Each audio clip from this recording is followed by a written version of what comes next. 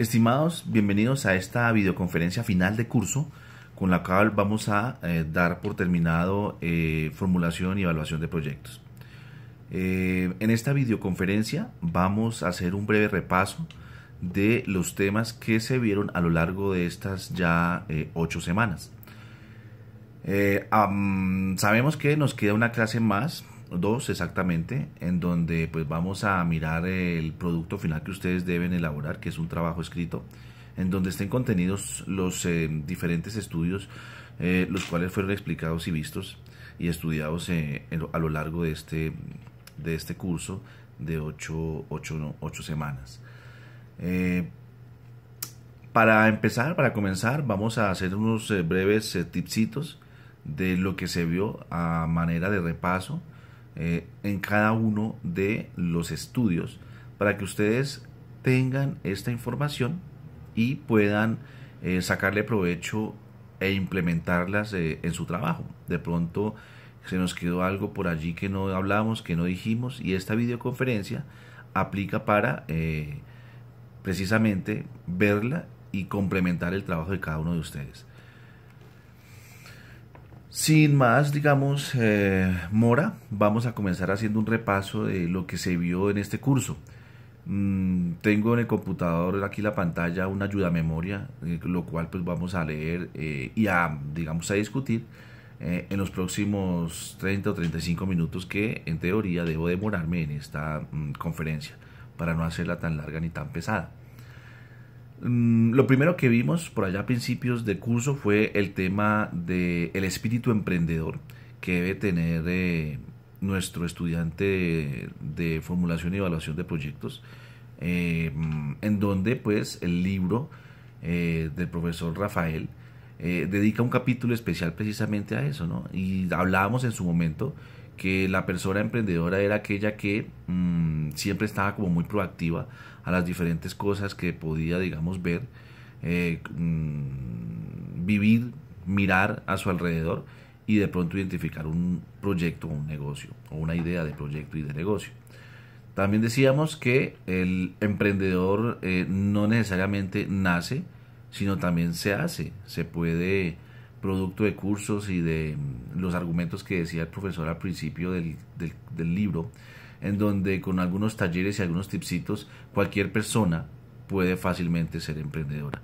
Entonces no es necesario tener una gran personalidad o digamos contar con la suerte de que la naturaleza lo dote a uno de ese carácter y esa personalidad para precisamente sacar adelante proyectos. Veíamos que todas las personas, todos nosotros podemos sin ningún problema acceder a un tema de emprendimiento, en donde por intermedio de unos tips y unas ayudas cualquier persona puede generar ese espíritu y ver en su alrededor una idea de negocio o de proyecto.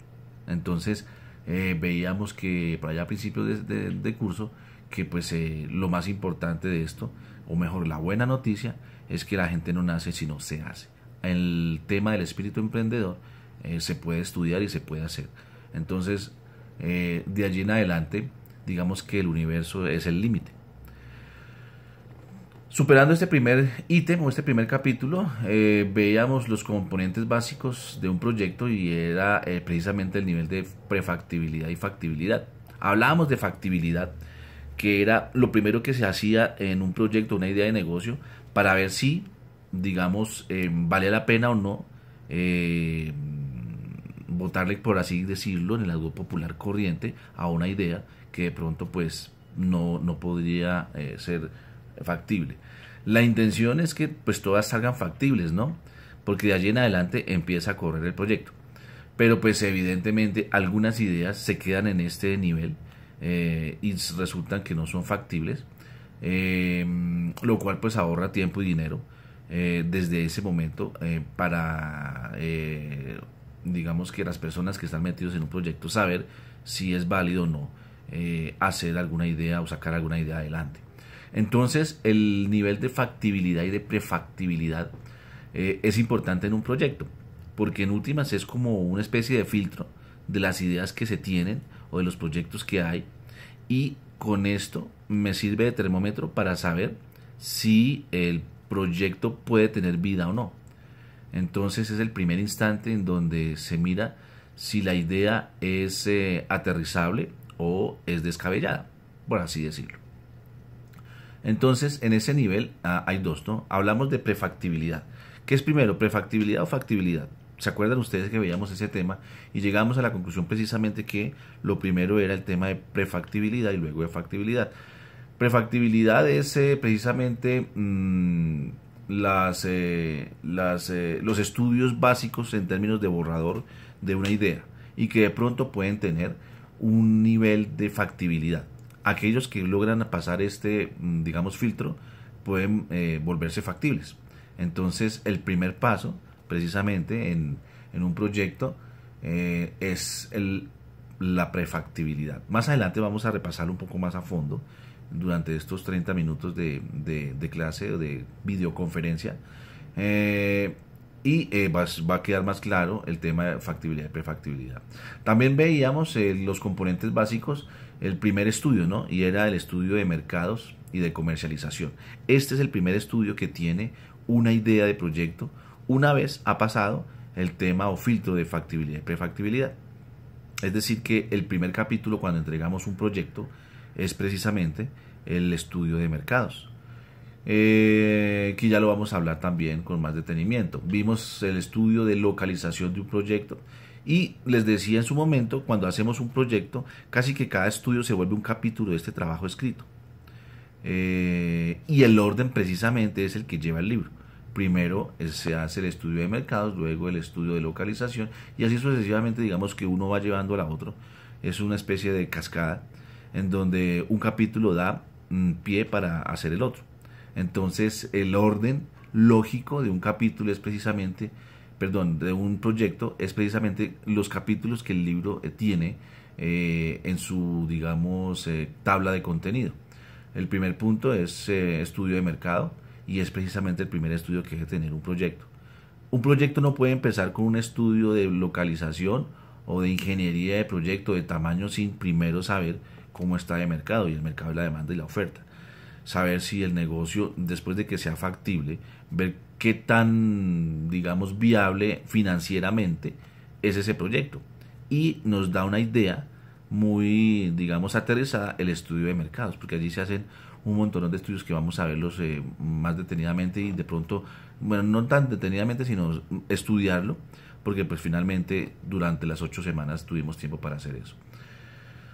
Luego de eso, entonces habíamos hablado del tamaño del proyecto, luego de eso la ingeniería del proyecto y que cerrábamos el proyecto, al menos en esta instancia, con el último capítulo, el último estudio, el cual se llama aspectos legales y administrativos o el estudio administrativo y legal de un proyecto. Evidentemente nos queda faltando un capítulo más y es el capítulo financiero, el de los números, el de averiguar la TIR, la BAN y el BPN. O los diferentes métodos para saber el grado de rentabilidad de este proyecto. Y el tema matemático, que será abordado más adelante en otro curso. Por ahora, en este curso de formulación y evaluación, vamos hasta el capítulo del libro número 7, el cual es aspectos legales y administrativos.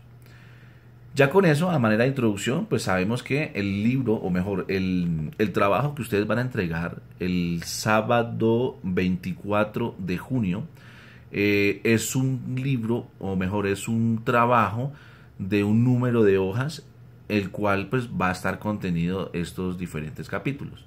Evidentemente tratando la idea de negocio y de proyecto que cada grupo tiene y pues que pues va a sacar adelante, o en teoría trata de sacar adelante. Recuerden que a manera de aviso parroquial, el trabajo que suban debe tener el máximo de contenido.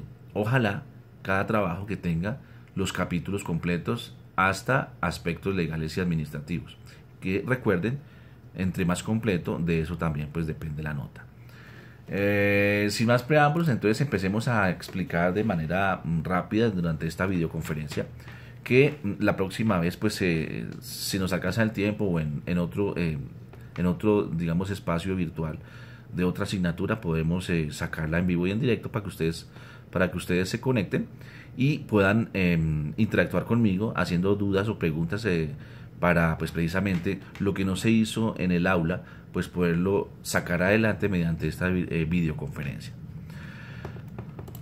Veíamos entonces por allá a principios de curso la definición de un proyecto. ¿Qué era un proyecto, no? Y decíamos precisamente que un proyecto es un conjunto de actividades planificadas, ejecutadas y supervisadas que con recursos infinitos, perdón, con recursos finitos, porque son agotables, tiene como objeto crear un producto o un servicio. Básicamente, cuando empezamos definiendo qué es un proyecto. Y técnicamente, en el libro del profesor Rafael, de formulación y evaluación de proyectos, tenemos esa definición. Cuando miramos quién es el personal o las personas que hacen parte de un proyecto, decíamos que era un grupo interdisciplinario en donde pues encontrábamos diferentes profesionales con diferentes actitudes y también diferentes profesiones. Esto lo que hace es que enriquece el conocimiento al interior de un proyecto y facilita que cada experto en su área pueda sacar lo mejor de sí para aportarlo al proyecto. En términos de, digamos, valores, por decirlo así, que cada persona debe tener como común denominador, llegamos a respuestas como entusiasmo, compromiso, comunicación, respeto mutuo y consenso para las decisiones. Ese es el común denominador de todos los proyectos en términos de cuando la gente se reúne. Recuerden que un grupo, un proyecto, básicamente está compuesto por 3 o 4 personas. De allí en adelante el número pues puede, digamos, variar. Esas, digamos, características de esas personas, el común denominador precisamente para que salga adelante el proyecto desde el punto de vista de sentido de la gente, de digamos el sentido, la forma de ser de cada persona para que beneficie al proyecto. Deben compartir precisamente los adjetivos que recién dijimos, ¿no?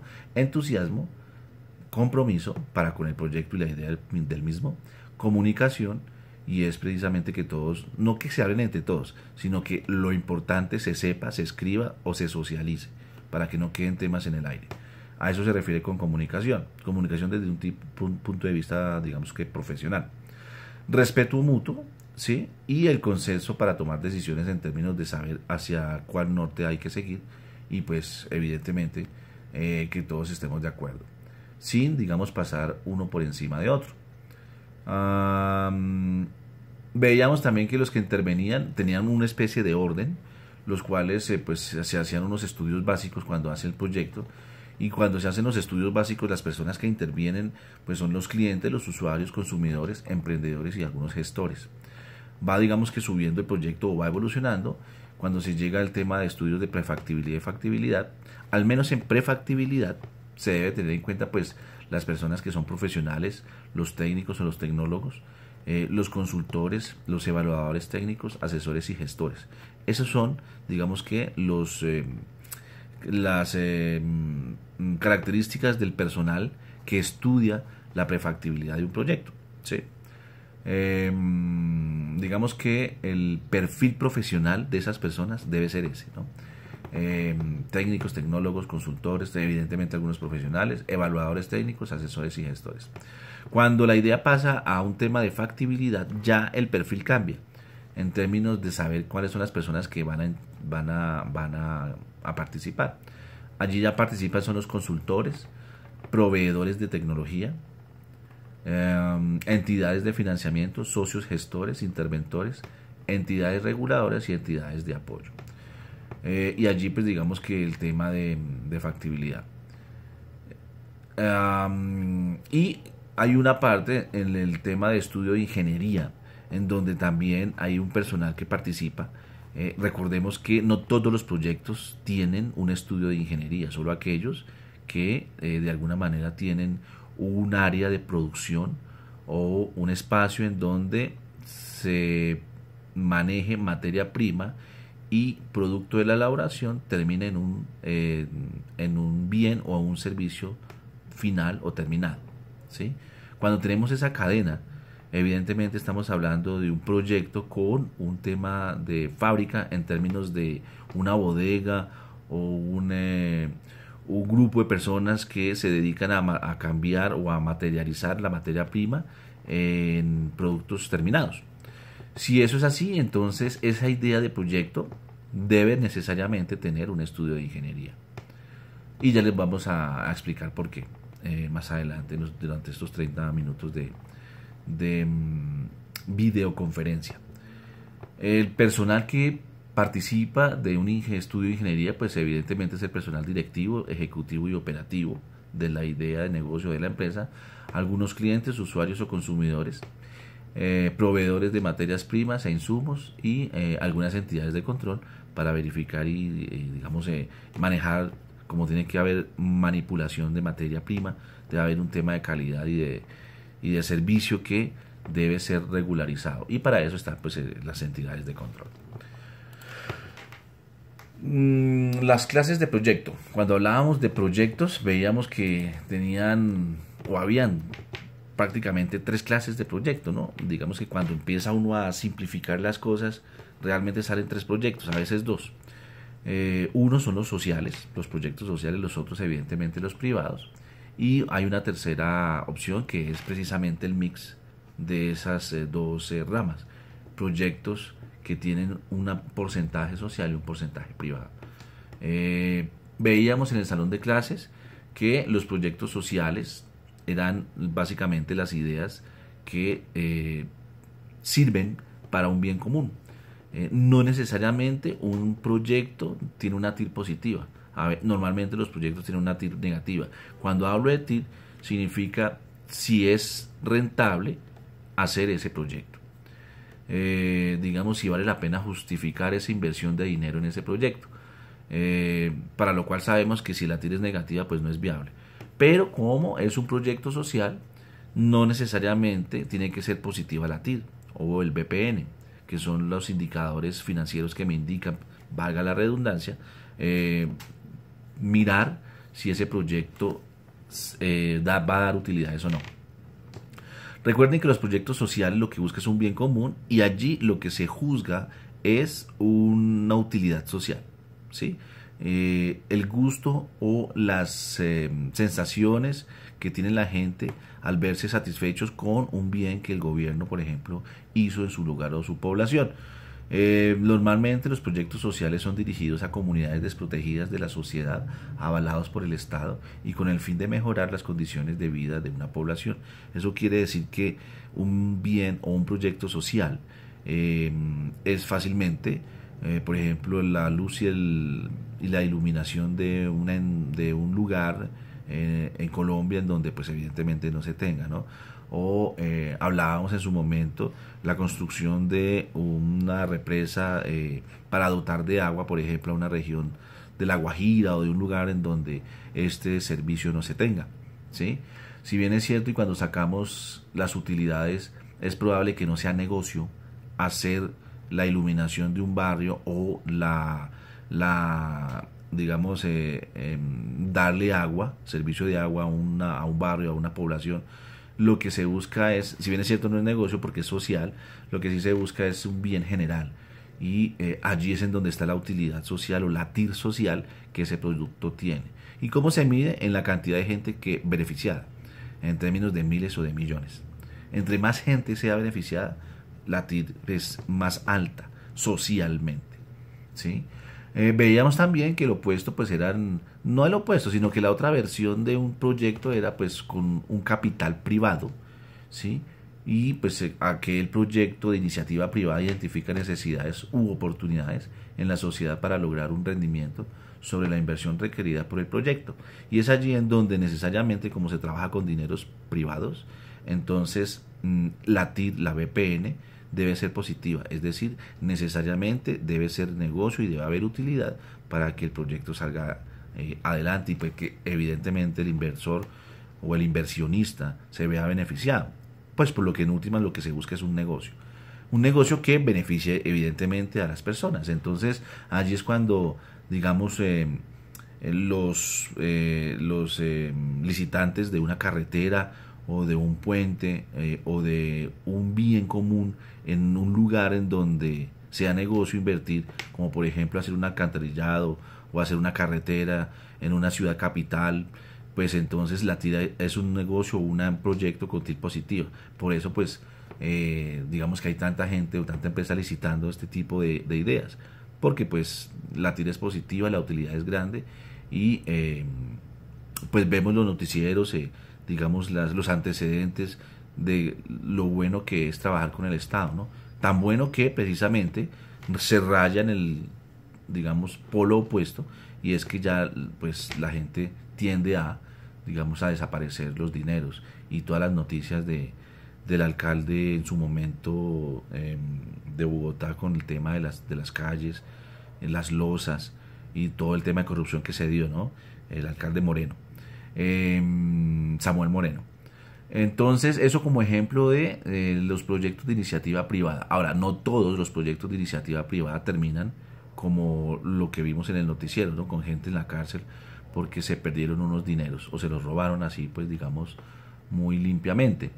No, evidentemente hay gente responsable, hay, digamos, capital privado que, e ideas en el capital privado que se hacen adelante y se vuelven negocio y benefician a la gente sin necesidad de que estos dineros se pierdan. Y producto o ejemplo de ello es precisamente cualquier idea de proyecto de capital privado que cualquier empresa saca adelante. Por ejemplo, la empresa de licores o de pañales, o digamos que las empresas que quedan medianas, o aquellas pymes en donde pues sus ideas de negocio son precisamente con capital privado. Entonces, y pues por supuesto vienen o terminan con un bien común y que sacan adelante. Precisamente pues esos proyectos tienen auditores y por ello es que pues son más efectivos en términos de manejo de dineros. Eso como para hacer una breve explicación de los tipos de proyectos, temas que ustedes pues ya sabían, ¿no? Hablábamos también que pues existen tres tipos de proyectos en términos de objeto del proyecto, por decirlo así, a lo que se va a dedicar el proyecto. Y veíamos en su momento en el libro que hay proyectos de producción de bienes, ¿sí? Y es, por ejemplo, cuando se tiene una materia prima y esta materia prima termina convertida en un bien final o un servicio final. Tenemos proyectos de producción de servicios y tenemos proyectos de investigación, ¿sí?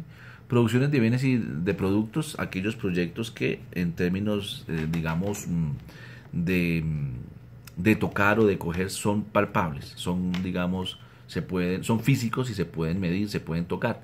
Esos son los bienes o los proyectos de producción de bienes. Ejemplo, cuando un proyecto se dedica a sacar sacos, camisas o zapatos, porque pues usted los sacos, la camisa y los zapatos los puede tocar, los puede palpar, ¿sí? Entonces a eso se refiere con proyectos de producción. Los proyectos de servicios son precisamente aquellos proyectos que de alguna manera usted no puede de pronto palpar o ver. Ejemplo, el servicio de luz, de iluminación. Si bien es cierto, está el bombillo iluminando, el servicio como tal es un intangible, ¿sí? Digamos que la palabra clave es ese. Mientras que el de producción y de bienes son tangibles, ¿cierto? Los de servicios son intangibles. Ejemplo, el servicio de telefonía. Si bien es cierto, tenemos el popular coco, ¿cierto? O el teléfono como tal físico.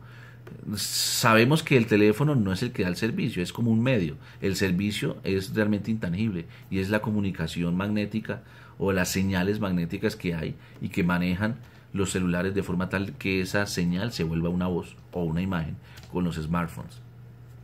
Y eso es intangible, ¿no?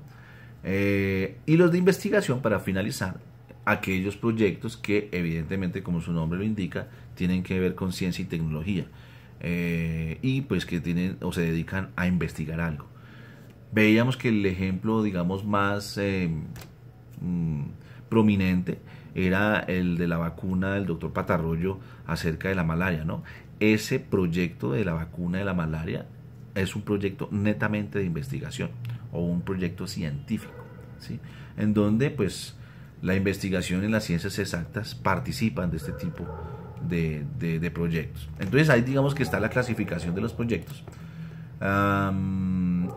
Seguimos avanzando. Digamos que es el principio del libro. Veíamos que el tema del emprendedor, quién era emprendedor, quién no, eso ya lo habíamos hablado. Entramos al tema de factibilidad y prefactibilidad a manera de, digamos, de explicación. Y veíamos que eran los filtros que tiene una idea para que se pueda volver negocio. Lo importante del estudio de factibilidad y prefactibilidad es, o la importancia, es que usted puede identificar si la idea del proyecto puede nacer o no. Nacer en el sentido de que se vuelva proyecto y se vuelva realizable y hacerle todos los estudios a esa idea o no. Entonces allí lo que se ahorra es un tiempo y un dinero. En la medida en que ese proyecto pase o no el filtro de factibilidad y prefactibilidad, básicamente a manera de resumen es eso. Y entramos entonces ya, digamos que con pie derecho, al primer estudio que debe tener un proyecto, y es precisamente el estudio de mercados. El estudio de mercados. ¿Qué debe tener un estudio de mercados? En este estudio es el más importante, por eso es el primero, y es de hecho el más robusto, porque se analizan la oferta y la demanda desde el tipo de vista económico, desde el punto de vista de definiciones de microeconomía, en donde se identifica si la idea de negocio tiene gente que pueda acceder a ese bien o a ese servicio, es decir, si va a tener consumidores, es decir, de oferta y demanda, o demanda y oferta, ¿no? Entonces, un estudio de mercados debe tener a manera, digamos, a ojo de buen cubero, y yéndonos pues muy tangencialmente, básicamente identificar la demanda, características de los consumidores, quiénes son los usuarios de ese bien o ese servicio, los canales que se van a comercializar o canales de comercialización para pues hacer que ese proyecto o ese producto se vuelva masivo, los programas de ventas, y es precisamente todo el tema comercial y de logística, el precio de ese bien o del servicio para que no se salga del mercado, y si son productos muy parecidos con otros productos, pues que el precio sea lo más similar posible, los mecanismos de publicidad para que la gente conozca el producto, y finalmente pues un análisis de proveedores. A, digamos, simple vista, esos serían los estudios o los subestudios, por decirlo así, que deben estar en un capítulo de mercados.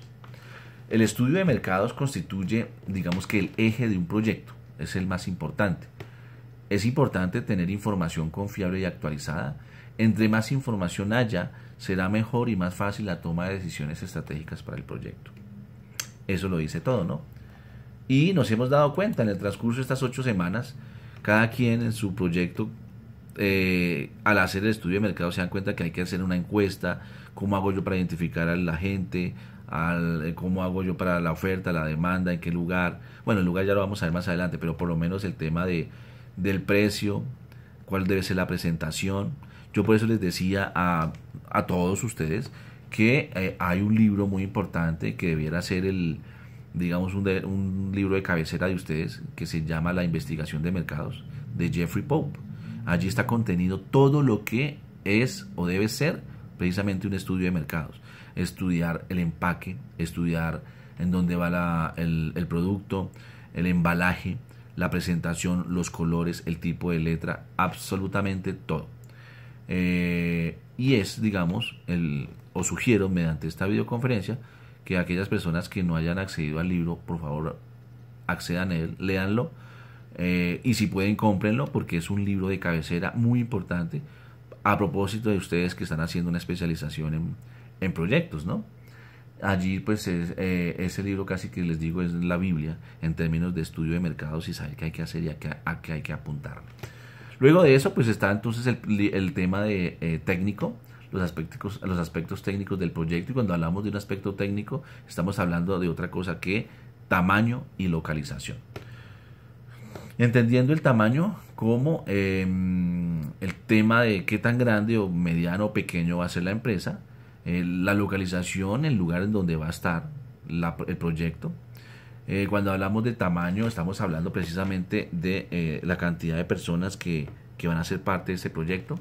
Y cuando hablamos de localización, estamos hablando de un tema geográfico, en donde va a realizarse la idea de proyecto que satisfaga financieramente y que sea negocio para el proyecto, donde más económicamente me puedo ubicar para que la idea de proyecto sea rentable.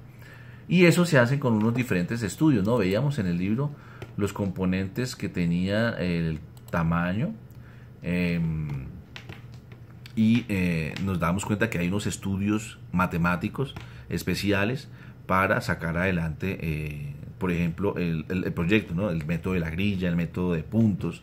Entonces, en la medida en que ustedes hagan, digamos, en la medida en la que ustedes le metan ciencia, ciencia significa números, en la medida en que ustedes hagan ese proyecto, digamos que de la mano con esos métodos, más efectivo y más real va a ser el resultado en la vida real cuando salgan con esa idea de proyecto al mercado.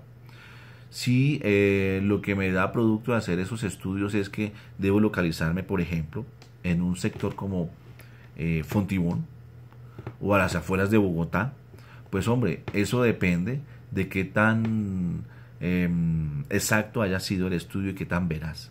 En la medida en que ese resultado funcione, es en la medida en que la información que se le metió es la real, es la veraz. Entonces, la invitación es a que no hagan de afán el capítulo de tamaño en la medida de aplicar las fórmulas, porque cuando al final de la especialización, cuando ustedes saquen la idea de negocio y la hagan real, para aquellos que quieran continuar con la idea de proyecto y volverla realidad, y que sea pues una pyme, por ejemplo, pues hombre, entonces es allí donde se necesita que el tema de localización y tamaño pues haya pasado por lo más cercano a la realidad en términos de cifras. Y con esto podemos ir avanzando. Ya sacamos 3 estudios: el mercados, el de tamaño y el de localización, y podemos mirar otro capítulo. Déjenme, yo voy adelantando aquí mi PowerPoint para de pronto comienzo a hablar y me meto en el tema y me olvido avanzar aquí con las memofichas estas. Bueno, localización, tamaño, proyecto, listo, esto ya lo vimos. Y nos queda ya el tema de aspectos legales. Este sábado, el sábado 17 de junio, vamos a hacer la clase magistral de algo que